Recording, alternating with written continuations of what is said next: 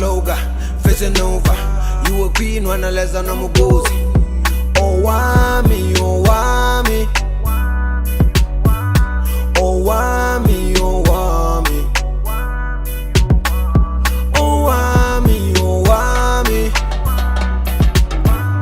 Owamie, Owamie.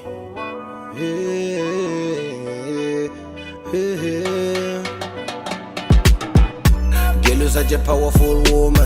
Hi ninjas, how are you guys doing? It's your girl Owamie aka Miss Fair Focal, praying back for our entertainment. If it's the first time joining me, most definitely welcome. Please do make sure that you subscribe and obviously hit the bell. I absolutely love you, and do not forget follow me on Instagram, TikTok, and Twitter. It's at boldly Owamie. Now my ninjas, at this point I don't even want to lie, I don't know what's going on with my camera. Ever since I came back from shooting to hell and back, I think I mixed these cameras and the setting on this one is just weird. I know my previous video was looking weird. I'm gonna try and fix it. Guys, please do not forget that tonight at 7 p.m.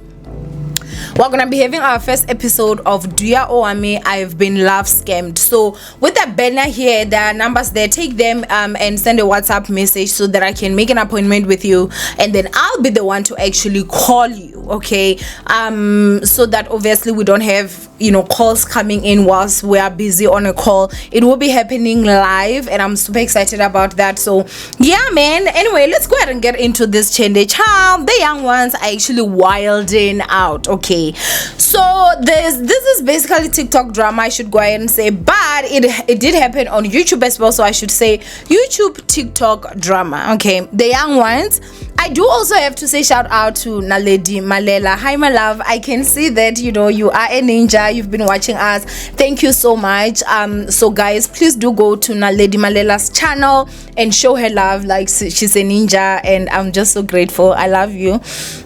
But yeah, man, we're gonna go ahead and talk about this. So there's a podcast that happens. It is happening under McG's umbrella of podcasts. I don't know, but damn, this just does not look good for me. I just feel like I look so washed out, but anyway, I'll sort it out, guys, like next videos. But anyway, I do have to say that yeah, so there's this podcast that actually happens under the umbrella of McG's podcast, and you know, obviously it's the young ones that are over there and they're doing their thing. So amongst them is actually Seemah, who we're gonna be talking about here today.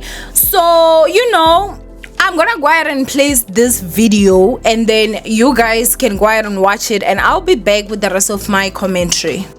People are hyenas and wolves covered in sheepskin. People are so vile, dog.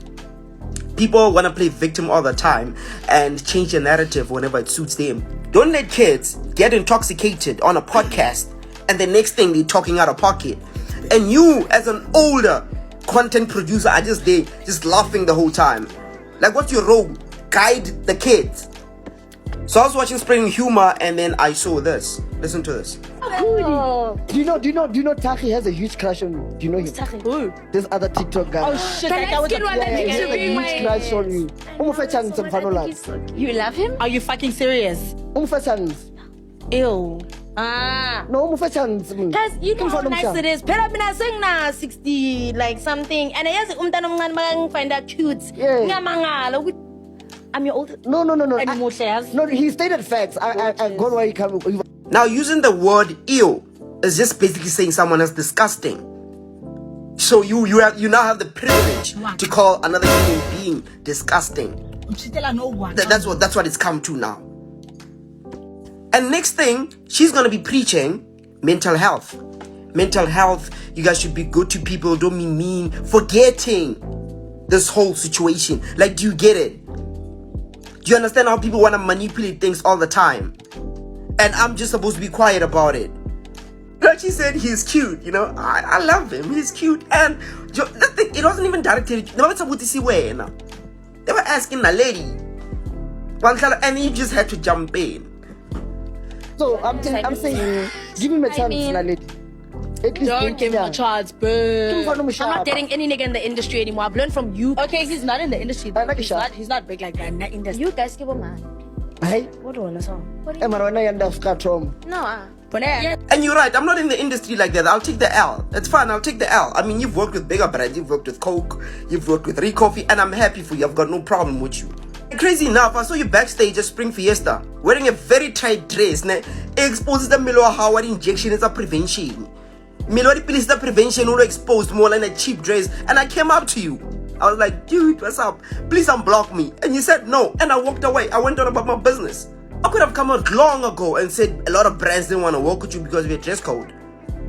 A lot of brands didn't want to work with you because of how you dress. But I didn't want to be that person. And you know those too. Do you get it? Especially what happened at the summers. You know what happened? Once I didn't want to be that person. How is this even necessary? It's not important. And to be frank, everybody knows that you're a solid 3. A 3.5 with makeup on. I saw you backstage, so I know what I'm talking about. A solid 3.5. And everybody's messing with you not because you're late, and not because you cute. You're far from cute. I'm sorry. You're not all that. They there for the views. They want a knife for 1 million views. That's what they there for. In all honesty, I'm not gonna lie to you. Everybody knows this. You mad, dog. You're below mad. You're like, this might be rude, but you're a little mediocre. Do you get it? I'm sorry. Like, this is not necessary. Like, I feel. Yeah. So obviously you guys got exactly what happened. I'm happy that he actually did include the actual clips, and so he's talking about something that we can all actually see here. I don't want to really like mispronounce his name, but it's Thakgi, right? So this is obviously Thakgi allegedly has a crush on Naledi. Naledi went to that podcast, and so obviously it is brought to Naledi's attention that, hey, by the way, Thakgi has a huge crush on you. Now Seemah says, ew.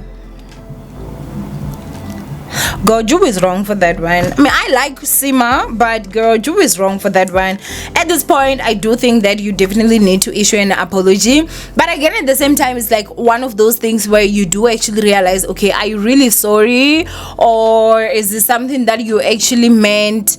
And you are only sorry because obviously you're gonna be getting called out. However, from what I see is that it does seem like there's a back story that obviously I do not know at this point, because Thakgi is saying that he actually met Seemah and asked her to unblock him, which she said no, and then he kept on moving. So I don't think that Seemah would just block him for no reason. Maybe there is something that actually went on or went down, or maybe there was a commentary that he made about a situation that maybe Seemah was involved in, and that's when she decided that she was going to block him.